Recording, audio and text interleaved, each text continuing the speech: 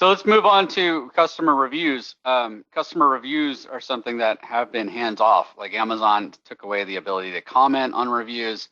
It's been a challenge, but the last, I don't know, 2 months or so ago, they started enabling customer reviews where you can respond to reviews that are 1 to 3 stars. And it simply just sends them a request saying, hey, how could we help resolve this issue for you, essentially.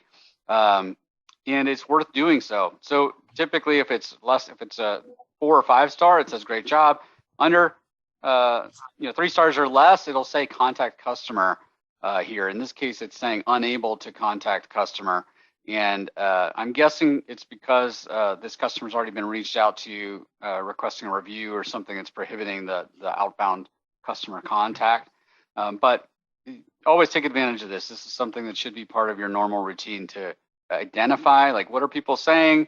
Are they satisfied? Look at things that are repetitive, comments,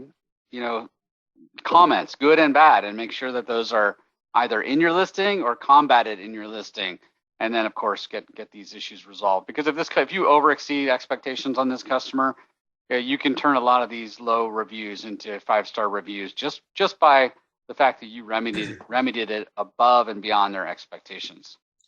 I will say, I'll add to that one initiative, whenever I worked for Apple, an initiative there was to take every single bad customer experience and turn it around so that customer is 120% pleased and satisfied, because Apple knows that if you can do that customer will be a promoter for the brand. So more sellers need to really, take that advice. Yep. And what I would say about, you can filter this by time period and star rating too. True. Yeah. Yeah. So I not to sell Helium 10, but it's the one that I default to. Mm-hmm. They do, if you've got Helium 10 as subscription, you can get the Chrome plugin, and they do a million times better job with this than Amazon does. If you've got that Chrome plugin, now the difference is you've got to be, on a product detail page. So this is more comprehensive in that regard. But to be more actionable, that tool takes all the questions on that product variation and takes all the comments, and then it parses everything out. What are the common denominators of the 5-star reviews? What are the common denominators of the 1-star reviews? What are the phrases people are asking questions about? And as Steve said, it's very useful in addressing and copy in A+. So again, this has everything in here, but nobody goes and kind of optimizes everything. You got to start with the variation. I would highly recommend people familiarize themselves with that tool. It saves a ton of time. Sure does. Yep. All right. Next thing is search terms report. So this is a report that I'll just pull it up here first so I can show you. All right. So it's within brand analytics. And it highlights all, and I'm surprised Amazon actually shows all this. It's the top searches on Amazon in totality. You can see that N95 mask is number 1 right now. It's a lot of times customers, I think clients that we work with, a lot of times when I bring up this report, they see it and they see, oh, these are irrelevant. Doesn't really, because they're not in the top 10 search, terms on all of Amazon. But if you use it to your advantage, it can really be helpful. So for example, you can enter either an ASIN or a search term, and it'll show you what are the most highly frequent terms that are used with that word in it. So let's say you want to search for, I don't know, whatever, mug. It would show you every single word, every single search term that has the name mug, and put it in search frequency rank. So these are top 14. One might be 290,000. One might be 1 million. Whatever. That means it's the most common, most commonly searched. But it puts it in the order in which you should be prioritizing those search terms. And then it tells you of those terms, what's the number one clicked ASIN, and then it tells you what's the number one click share, like basically of the clicks, who has the highest share, and then who has the highest conversion. So this is the number one clicked ASIN.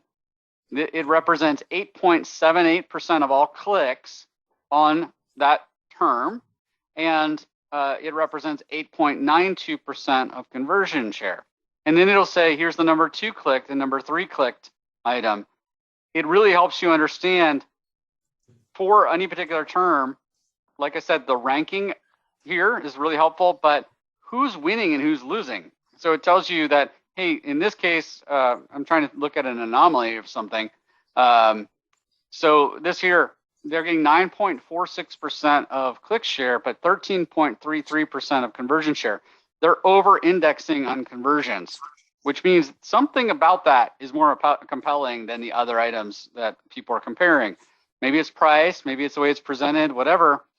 If they have let's say they're under-indexing on click share, it could be that the main image is not as compelling as the others, or something along those lines. So it's got some really good ways to look at this report if you truly use it, and you can look at it by different date ranges. Right now, this is just a 1 week view. And exactly what you're saying. I mean, pull up those. I think this will give you 3 different products, correct? Because it'll do click 1, 2, 3. That's right. Pull up those 3 listings for that same search term, and knowing what the click through or the click share and a conversion rate are. Look at those 3 listings. Look at review counts. Look at, like you said, the images. Look at the style of the bullets. Now people are putting brackets around the bullets now more so than we use. We do all caps and that kind of thing, or we recommend various things for categories. But I'm seeing the brackets now more often. Or look at the A+ content, like you said. Look at the Q&A. Look at the good reviews, bad reviews, and make comparisons there. Yeah, I think the other thing though, Steve was sort of saying looking for an anomaly. I mean, this is oversimplifying. You got to look at things like price, etc. Sure. But one of the first things that comes to mind is I would look for, of course, it's got to be relevant to, my product or client's product, but I would look for something that has a really high click share and a really low conversion rate. And that might be a very good place to test sponsored display, because they're getting a ton of traffic, but something's not right. People aren't converting, so show them a relevant alternative. Yeah. Yep. Yeah. No, absolutely.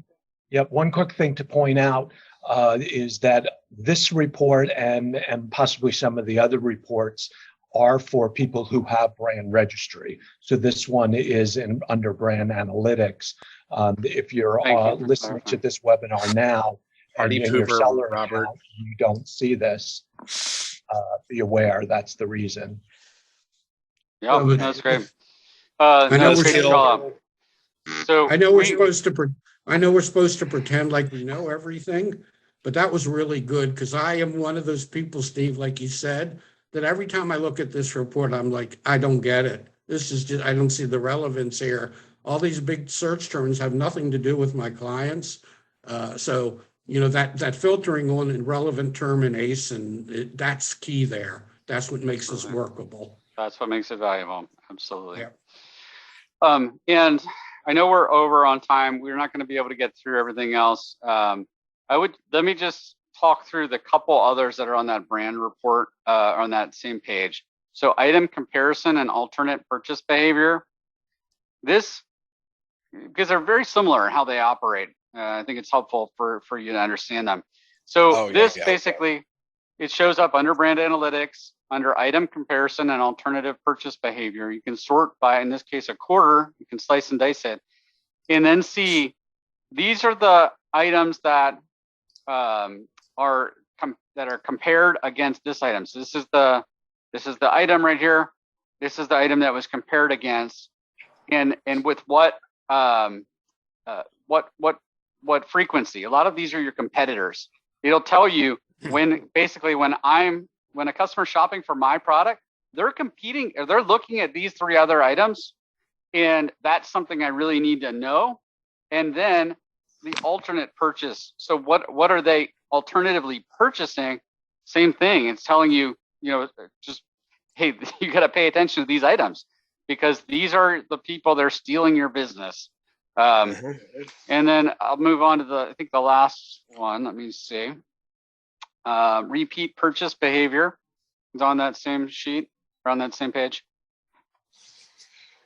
There's a lot of good information on this. So much. Analytics. Yeah, we can't even get through it all. But I'll just show you, a couple. I don't know why this is. Here we go.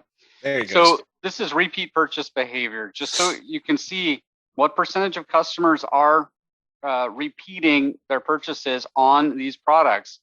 So hey, if I've got a high repeat purchase rate, I am way more likely to want to invest in advertising on that item because I advertised once and I got them hooked for a much greater percentage of the time, and it really contributes to lifetime value and so forth. They're telling this to you. This along with subscribe and save metrics really help you understand where you can reinvest more in advertising on certain items because of the high repeat purchase rates, but also why is something so low? Look into that. Maybe there's some reason that they're not as satisfied. And can I add to this? You can download this report, send it over to your social media team, and it helps them figure out where to start spending their money to drive traffic into Amazon, because they're going to get a good click. Well, they could take the click-through rate, but also help support this repeat buy, purchase history for items there as well too. Yep. And then the last one, all you can out of it, right? The last one we'll talk about, just these happen to all be on the same page. That's why we're trying to squeeze these in real quick. We're not going to talk about demographics, but if you don't know that, at least look at this periodically just to see who's your customer. But this is called the market basket analysis. And so they're telling you when a customer buys this product, they're very likely to buy this product, or this product, and what percentage of the time are they combining with this original product.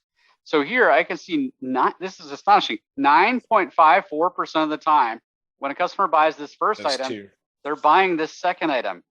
And 6.85% of the time, they're buying this item. So it's really helpful to say, boy, I really need to create a bundle here. Or something along those lines. Or maybe you could do cross promotions. So buy this, get X% off this, and increase it even further. There's just so many ways to leverage this insight to change how you're going to market with it, how you're presenting it on the detail page. We've talked about virtual bundles being really great for additional exposure on that product detail page. Great exposure on search result pages. You can increase your exposure just by having various bundles. So this is a way to start, finding out what you should be bundling together. So with that, I think we'll call it a wrap for today, unless anyone has anything to add to this particular report. Yeah, the only thing I would add to that report is one thing you need to look at is kind of have a variation view. So I agree with everything you've said, all makes sense. But often what I've found is as you look across, like this first row, what you'll see is these items are all in the same variation. And so, somebody, whatever, they need a shirt and they go to the shirt variation and they buy a red one and then they buy a green one and a blue one. That's not real helpful. So the report is very helpful, but you just have to make sure that you're looking at rows where it's just not things in the same variation. Then it makes a ton of sense. But it could, though, in some cases, because you might have a combination of colors of a throw pillow or something, and now all of a sudden you realize what you should bundle together. People seem to buy the red and the white together, so let's do a bundle of those two colors together, or something like that. But that being said, we didn't get through all of the reports. We do have a comprehensive list of reports that we'd be happy to share. As always, after this webinar, feel free to reach out to me. Be happy to walk you through any of these reports, answer any questions you have. My email address is steve@primeguidance.com. And my phone number and email address will be put up here on the page momentarily. But we'd love to have you back here again next month as we do a different topic. We're still trying to identify what that topic is for next month, but I think it's going to be related to international expansion. So thanks for joining us, and everybody have a great day. Thank you. Stay safe, everyone. Bye-bye.